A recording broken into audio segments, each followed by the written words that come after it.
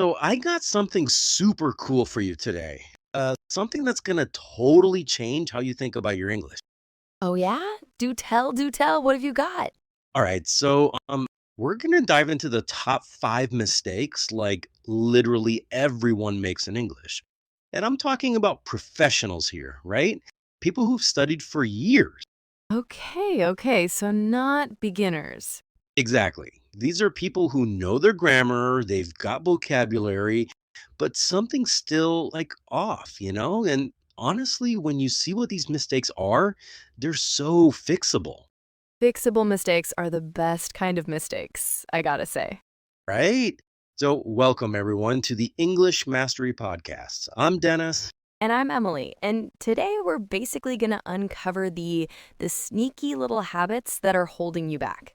Yeah, and here's the thing, most people don't struggle because they don't know enough, they struggle because of a few habits they don't even notice.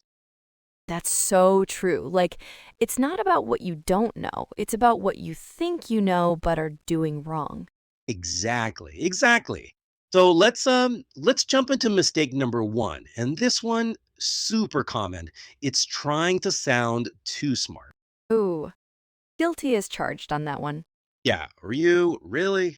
Oh, come on, Dennis. We've all been there. You're in a meeting, and instead of just saying, we need to fix this problem, you go all fancy and say, we must facilitate an immediate resolution.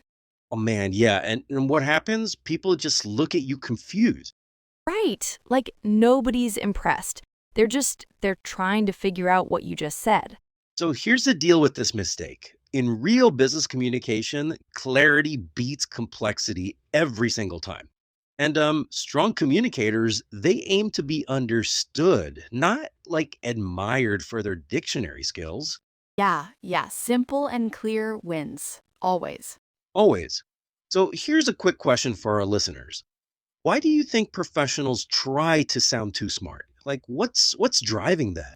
Oh, I think it's confidence, right? Or lack of it. Like, if you don't feel confident in your English, you think using big words will make you sound more professional.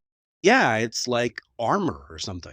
Exactly, but it backfires because clear, simple English actually builds more trust. Totally.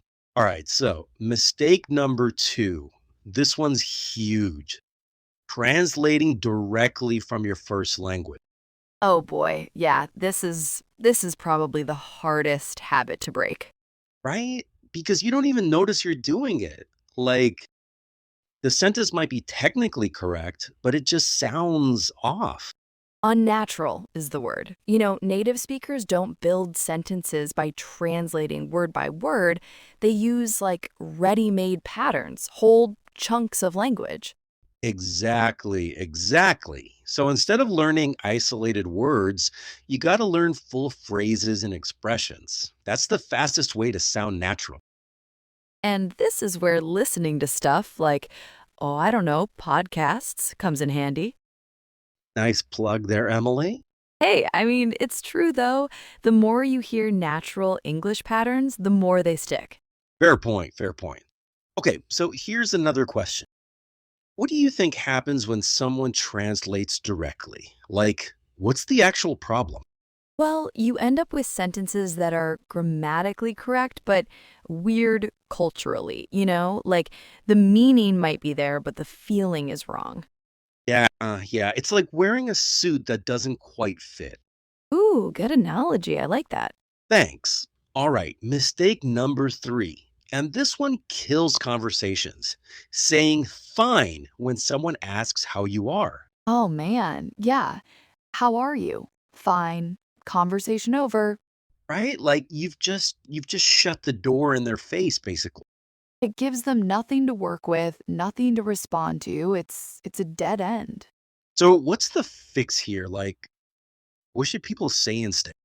Well, anything with a little bit of detail, like busy but feeling productive today, or tired but excited about this project I'm working on. Yeah. See, that invites more conversation. It's like you're opening a door instead of closing it. Exactly. And here's the thing. It doesn't have to be some long story. Just a little upgrade from fine changes everything. Totally. So, listeners, think about this. What could you say instead of I'm fine that would actually invite connection? Yeah, like what's a simple phrase you could use in your daily routine? Good question. And this ties into something bigger, right? Real answers create real connection. People want to connect with you, not just exchange pleasantries. Exactly. Okay, so mistake number four. And this one's like really ironic avoiding mistakes instead of speaking. Oh, this one breaks my heart a little bit. Yeah? Why's that? Because people stay quiet, they're afraid of saying something wrong, but that fear, it slows their progress way more than making mistakes ever could. Right, right. Like mistakes aren't failures, they're feedback. Exactly. Every time you speak, even imperfectly, you're training your brain and your mouth to work together. Yeah, it's like going to the gym, you know? You don't get stronger by reading about exercise. Oh, so you're telling me I can't just watch workout videos and expect abs? Shocking, I know. But seriously, confidence comes from action, not silence. You gotta speak to improve. Absolutely. And here's something to think about. When do you feel most afraid of making mistakes in English? Ooh, good question for our listeners. Is it in meetings with native speakers when you're ordering coffee? Yeah, and once you identify when you're most afraid, that's exactly where you need to practice more. Face the fear, right? Face to fear. All right, last one. Mistake number five. Studying without using English in real life, Oh yeah, the eternal student problem. right? Like reading textbooks helps, watching videos helps, but only up to a point. If English stays in your notebook, it's not going to show up in your actual conversations. Exactly, exactly. Real improvement happens when you use English, asking questions, sharing opinions, reacting in the moment. Yeah, and here's the crazy part. Even 5 minutes of real conversation beats an hour of passive study. 5 minutes. That's like nothing. I know, right? But it's true because when you're in a real conversation, you're activating everything: grammar, vocabulary, pronunciation, thinking on your feet. Yeah, it's the difference between knowing about English and actually doing English. Ooh, I like that. Knowing versus doing. So, listeners, how could you use English more in your daily routine? Like, what's one small thing you could do today? Yeah, maybe talk to yourself in English while you're making coffee or comment on English social media posts. Or listen to the English Mastery podcast and repeat after us. There you go again with the plugs. Hey, it works though. All right, so let's bring this all together. What's the big takeaway here? Well, progress doesn't come from studying harder. It comes from using English more intentionally. Right, right. Choose clarity over complexity Connection over perfection. and action over silence. Yeah, and honestly, fixing just one of these habits can change how people respond to you. Totally. Like if you just stop trying to sound too smart, boom, instant improvement. Or if you upgrade your answer from fine to something real, suddenly you're having actual conversations. Exactly. So, before you wrap up, let's do a quick vocab check. We had some good words in this episode. Oh, yeah, let's do it. First one, awkward. Awkward. That's when something feels uncomfortable or unnatural, right? Yep, like the silence felt awkward during the meeting. Good example. Next one. Habit.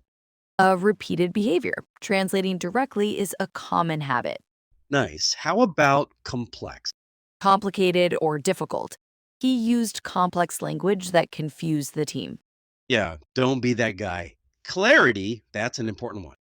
Super important. It's the quality of being clear and easy to understand. Clarity is more important than sounding smart. Amen to that. Unnatural. Not sounding natural or fluent. The sentence sounded unnatural to native speakers. Right. Upgrade, we use this one a lot today. To improve something. She upgraded her answer to sound more engaging. Love it. Confidence. Belief in your ability. Speaking regularly builds confidence. Yep. Feedback. Information that helps improvement. Mistakes provide useful feedback. Good one. Passive. Not actively involved. Passive study alone won't build speaking skills. And last one, connection. A meaningful interaction. Simple language helps create connection. Perfect, perfect. All right, so let's leave our listeners with some questions to think about.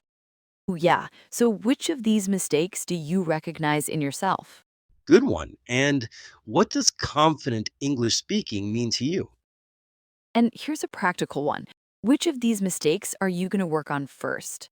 Yeah, because you can't fix everything at once, right? Just pick one. Exactly. Start small, see results, build momentum. Love it. All right, so before we go, we got to tell you about our newsletter.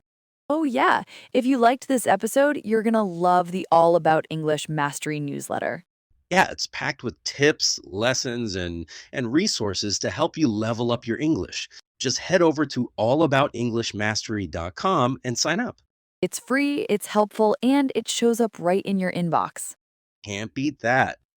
So, anything else you want to add, Emily?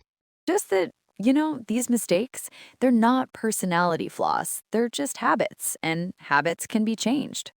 That's a great way to put it. Yeah, you're not broken. You just need a little tweak here and there. Exactly. So be patient with yourself, keep practicing, and remember, every conversation is a chance to improve. Love that. All right, everyone. Thanks so much for listening to the English Mastery Podcast. I'm Dennis, And I'm Emily. Keep speaking, keep improving. and we'll catch you in the next episode. Bye. See ya.